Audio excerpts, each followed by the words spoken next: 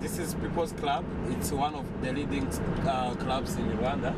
It's happening. The story of Rwanda can be likened to a biblical verse that says the stone which the builders rejected has now become the cornerstone.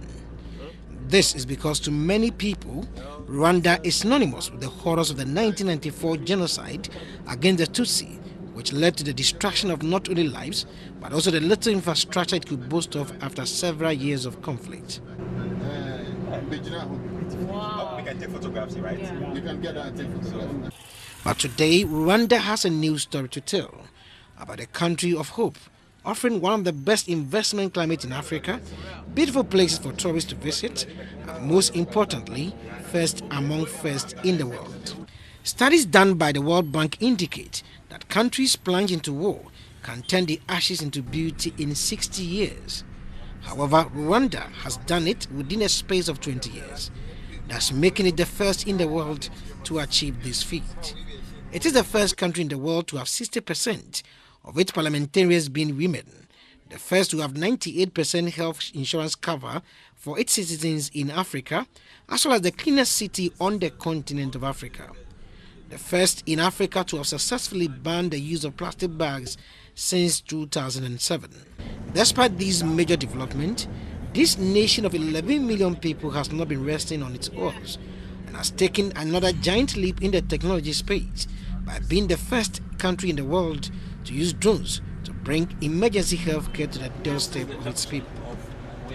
This has made Rwanda a showpiece. Hence, my visit to the country to see how drones are being used to save lives.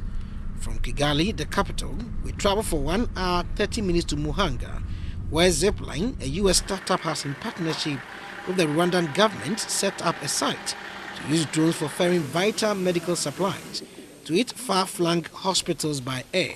The Muhanga Distribution Center has 3 departments, namely the nest, the flight, and fulfillment operations. Basically, the nest is the control tower, where the flight operators communicate with the Kigali International Airport to receive clearance before the drones are sent to hospitals in remote areas in the country to deliver blood to save lives.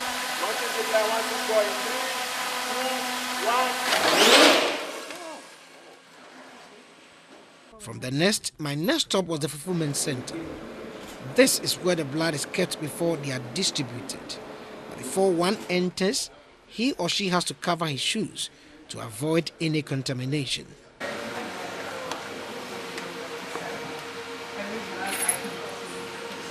When I was yet in the hospital as a nurse, we used to wait for, let's say, an hour or 2 hours waiting for blood.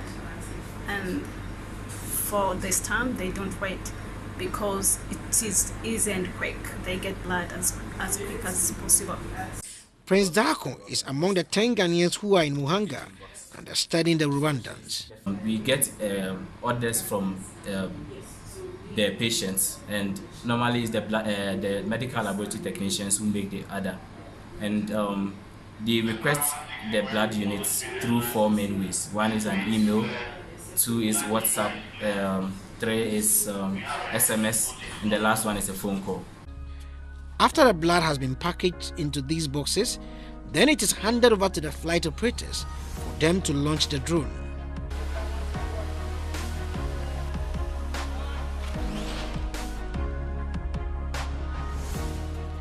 Georgina Wilson is the first Ghanaian female to be trained as a drone flight operator by Zipline. Coming here has given me an exposure that has sharpened my skills in observations, and it's also sharpened my skills in hands-on maintenance.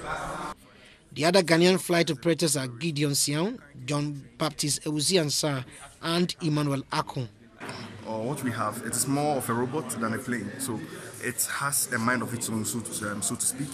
If it has any challenges that it can't fly, it has a system built in for it to fly itself back home. So there are many things that it can encounter. Maybe there are high winds somewhere. When it encounters high wind, it's able to measure and detect, and then it turns back to here, and then it comes to recover. So the occurrence of us having a zip going to a place and having problems that we can't really solve is very, very minimal. For Ghana, it means better healthcare delivery. I mean, now we are in the business of delivery just in time. When you have delivery just in time, you don't need to hoard. You don't need to keep. When you're not keeping, you are reducing waste. You are reducing expiries. So we will not need to be hoarding and a hospital keeping the blood because, oh, they don't know when they will need it. While somebody else in another hospital is dying and needs it. This will solve that problem. We will not have it as part of us again. This where we slot in the package with the elastic band for injection. And I want everyone to see there's no camera. There's absolutely no camera on this. I don't know where the camera can be, but there's no camera. It's just for delivery. We slot in the battery here, then we attach the rings here. There's absolutely no camera on it. Since December 2016, the company has dispatched more than 4,000 units of blood products to 12 hospitals, red blood cells, platelets, and plasma that would have otherwise needed to travel by a treacherously tangled road network, losing precious hours in the race to save lives. But now, a journey that takes a round trip of 6 hours for an ambulance to go to the National Blood Transfusion Center in Kigali and return to hospital where the patient is in need of blood will take 25 minutes for the drone to deliver and return to base.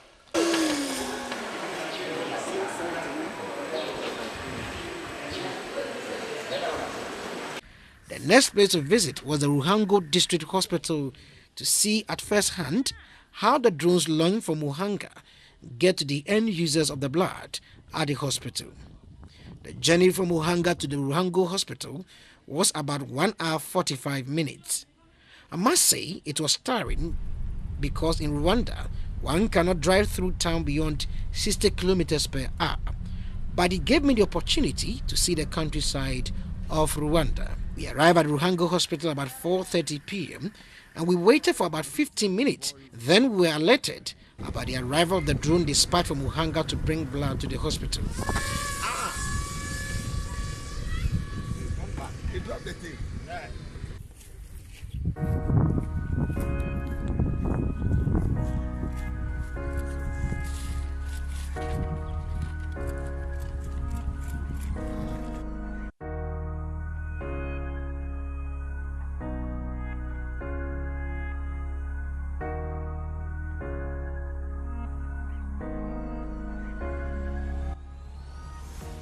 The medical doctor in charge of the Ruhango Provincial Hospital is Dr. Richard Usabuyaniza. If you could be in risk of losing a patient because of bleeding, because of anemia, you are safe because you know anytime you need blood, you will get it. Feli Kemenyi is a Rwandan journalist who has for the past 2 years been following how this technology has impacted on the health sector of his country. Impact from what I've seen in my coverage is substantial in terms of health service delivery, especially to the remote hospitals in Rwanda, which were finding it difficult to get blood from the National Blood Transfusion Center in Kigali to be able to get back and intervene to their respective patients. So they're getting it faster from the interviews I've had with the health care providers. The coordinator for the Muhanga Center is Prosper Iruguntu. One day I was working here and then a colleague of mine called me, he told me my dad is sick and he's waiting for blood, and I was told that your drones are the ones bringing the blood. So we send about 2 flights to that hospital, and so later on the guy told me, my father is doing well now after receiving your blood, and then now his father is alive, and every time when we are together he tells me, like, you saved me and you are not a doctor. Ghana is the next country in Africa after Rwanda to adopt the drone technology to distribute blood and other essential drugs to health facilities across the country. We are in the process of putting up the first distribution center, which is situated in a little town called Ominako, just about 5 kilometers outside of Suhum. The center in Suhum has the ability to cover most parts of the eastern region, some parts of Greater Accra, some parts of Central, some parts of Ashanti region, and even some parts of the Volta region. How many zipline distribution centers will be built in Ghana? Our build team is able to put up sites in 3 months or less. In December 2018, Parliament approved the agreement between the government of Ghana and Zipline, the American startup, to replicate its good work in Rwanda in Ghana. The project was started by the close of the second quarter of 2019. Edward Nyakun, reporting for GBC 24.